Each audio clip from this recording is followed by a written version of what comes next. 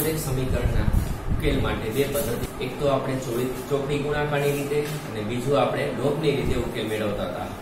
હવે આની અંદર હજી ત્રીજી રીતનો આપણે ઉપયોગ કરી તેનો ઉકેલ મેળવી શકીએ છીએ અને તે છે આદેશની રીત. હવે આ જે આદેશની રીત છે તેની મદદથી પણ આપણે ઉકેલ મેળવી શકીએ છીએ.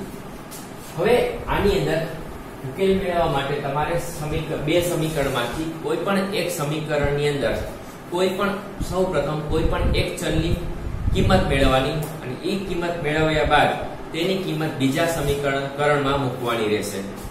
હવે અહીંયા આપણે જોઈ શકાય છે કે બે સમીકરણ ક્યાં છે કે 4x + 6y = 11 અને બીજું સમીકરણ છે 5x - 8y = 6.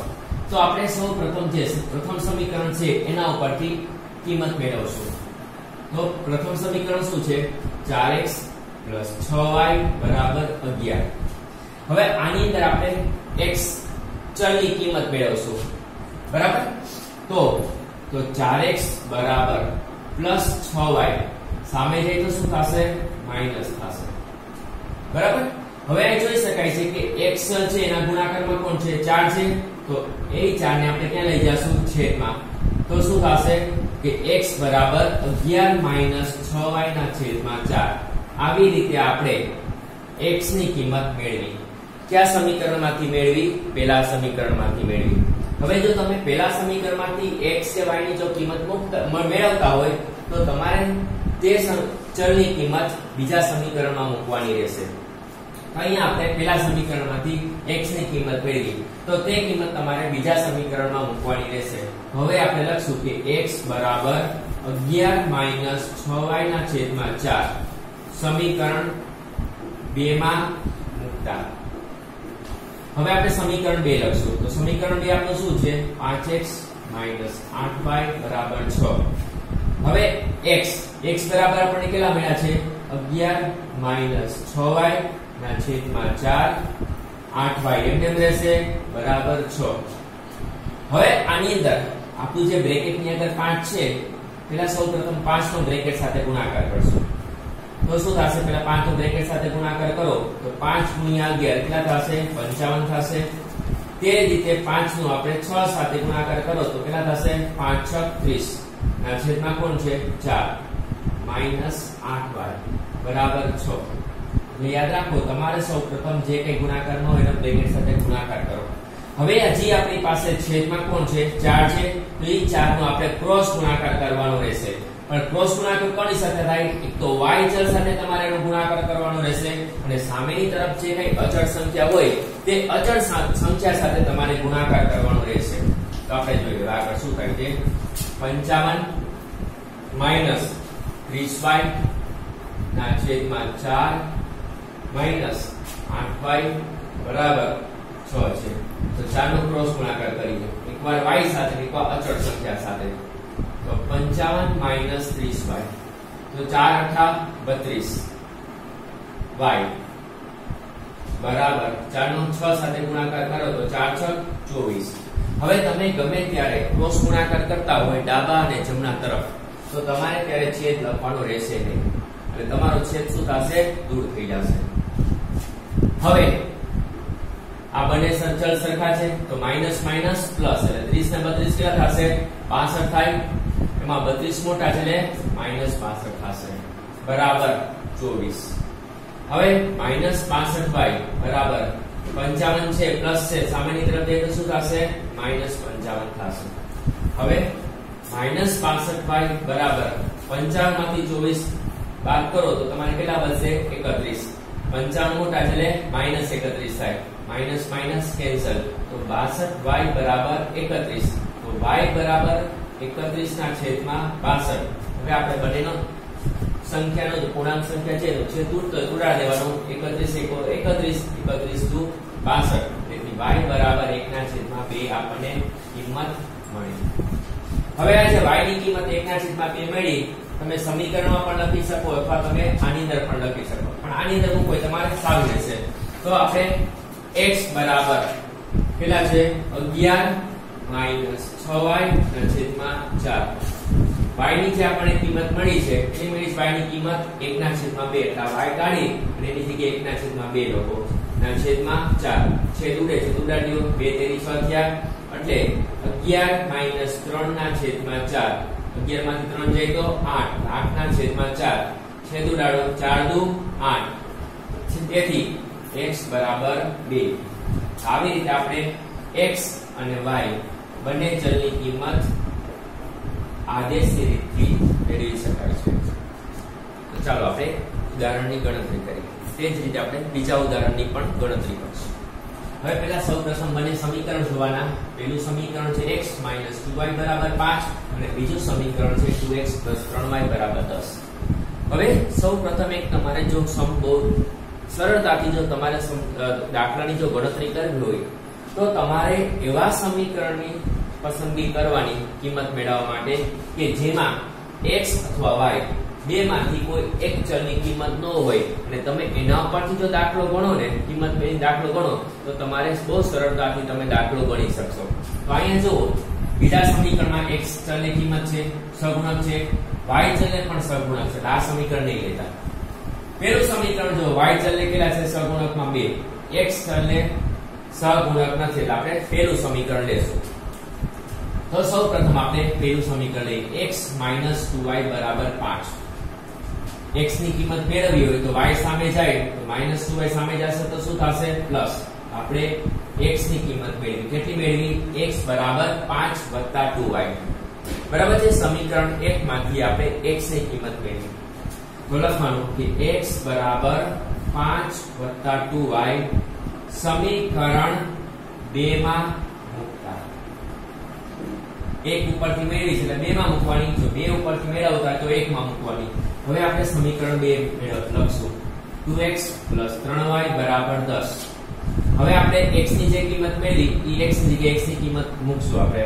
તો x ની કિંમત કેટલી છે 5 + 2y bracket over plus 3y ને 3y બરાબર 10 બરાબર છે. તો ફરી પાછું 2 ના 2 એમને x ની જગ્યાએ x ની જે કિંમત આપણે મેળવી પ્લસ 3y બરાબર અચળ સંખ્યા 10. હવે આપણે બ્રેકેટ સાથે ગુણાકાર કરશું 2 × 5 = 10 પ્લસ ના પ્લસ એમને 2 દુ 4y 12 એમને રહેશે 3y બરાબર 10. હવે આ બે સરખા ચલ છે તો પ્લસ પ્લસ પ્લસ 4 ને 3 કેટલા થશે 7 થશે.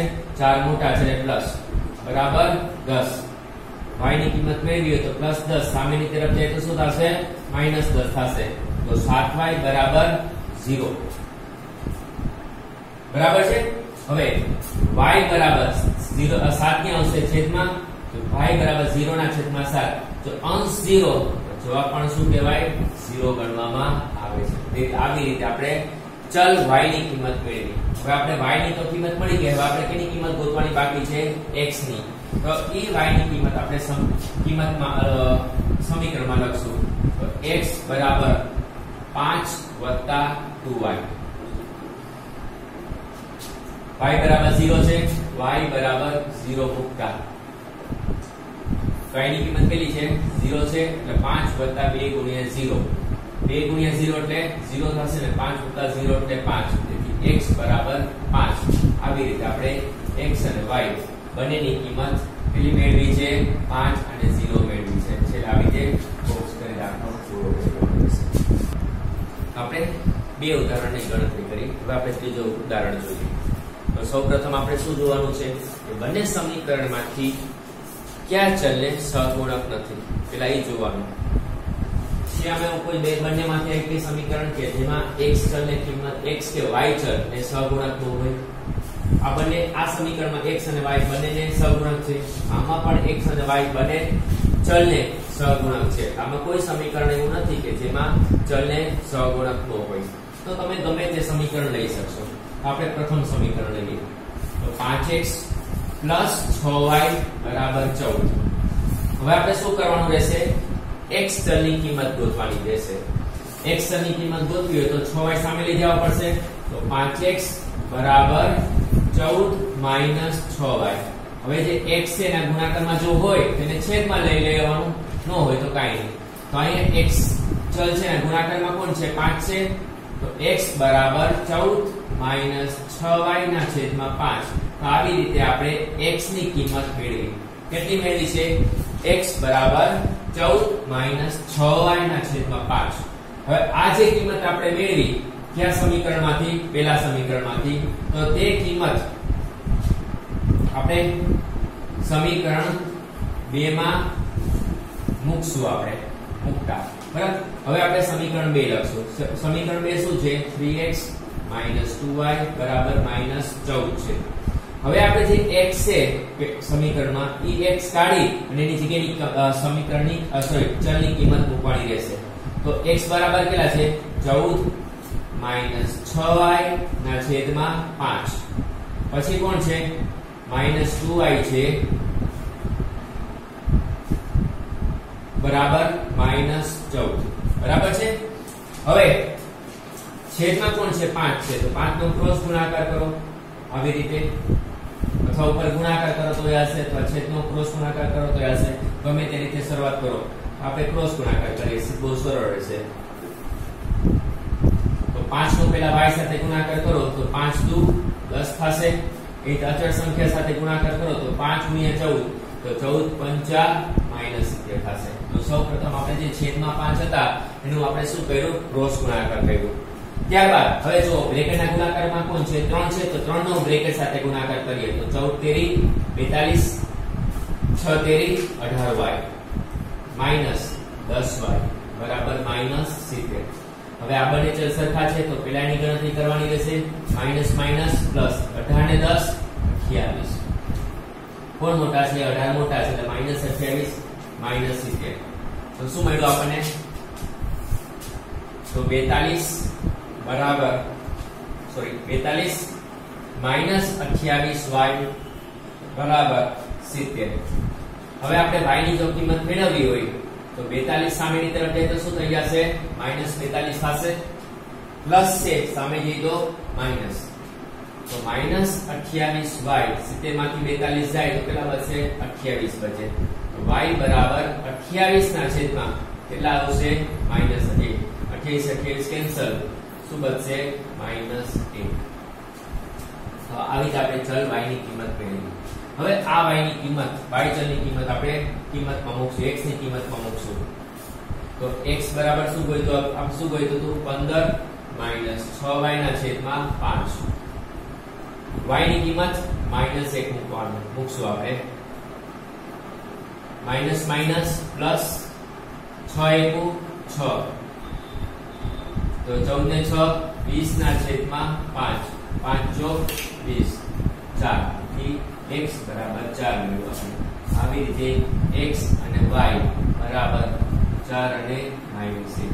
આવી રીતે આપણે x અને y બંને ચલની કિંમત